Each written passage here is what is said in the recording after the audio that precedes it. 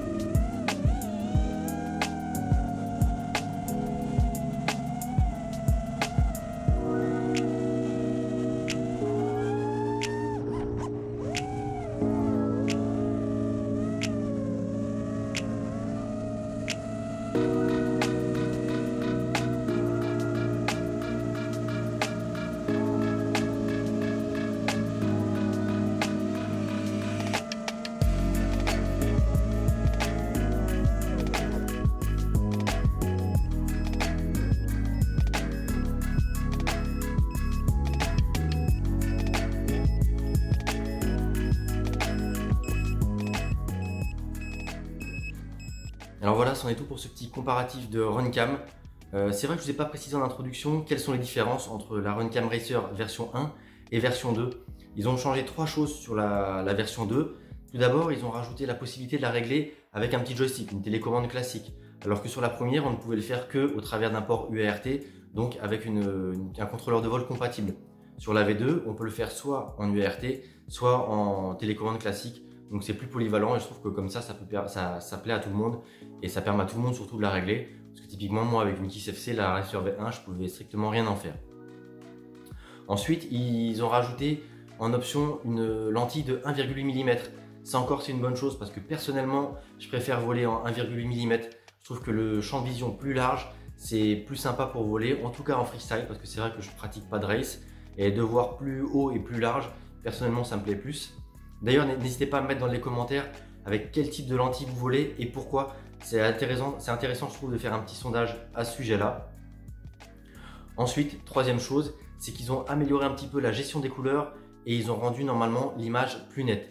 Alors certes, c'est pas flagrant sur ce comparatif V1 versus V2, il n'y a pas un changement bouleversant, mais je trouve que quand même c'est notable. Les couleurs sont plus naturelles à mon goût et même l'image est légèrement plus nette.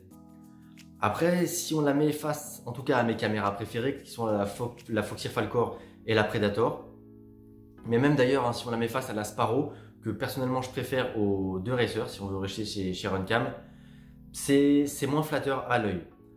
Après voilà, ça dépend de ce qu'on veut faire, freestyle, balade ou race, parce que la Racer, bah voilà, elle porte bien son nom, c'est une caméra qui vante une très faible latence, et il n'y a pas d'amélioration à ce sujet-là sur la V2, mais on reste très bas, c'est 6 millisecondes annoncées, alors que certaines cams qui sont pas forcément orientées race sont plus aux alentours des 20 millisecondes si c'est pas plus.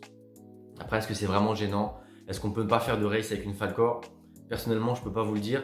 Et même là, je trouve qu'il n'y a pas de... Enfin, pour avoir volé avec des caméras qui sont soi-disant plus rapides que la Falcor, moi, à mon œil, ça me change pas grand-chose. Donc voilà, c'est vraiment question d'habitude, d'usage et vraiment, encore une fois, question d'envie. Voilà, ces images sont là, encore une fois, pour vous aider à faire un choix et pas vous dire spécifiquement quelle caméra acheter.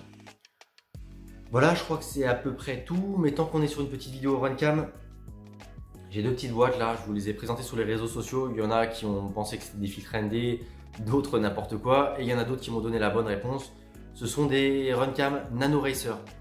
Donc ça, je vais la monter, je vais en monter une, je pense, sur mon 75X ou sur le Trashcan. Et comme ça, on va pouvoir la comparer à la Cadix EOS2, ouais. La Cadix EOS2 qui est quand même la reine des caméras pour les Tiny Whoop. Il me semble qu'elle est un petit peu plus grosse, j'espère que j'ai pas trop galéré à la monter. En tout cas, je pense que d'ici 2 à 3 semaines grand max, parce que j'ai pas mal de taf en ce moment, 2 à 3 semaines grand max, je vous ferai un petit retour sur cette Nano Racer et j'en profiterai du coup pour vous offrir la seconde dans un giveaway. Voilà, encore une fois, si ça vous a plu, n'hésitez pas à laisser un petit pouce bleu, un petit commentaire, partager la vidéo sur les réseaux sociaux.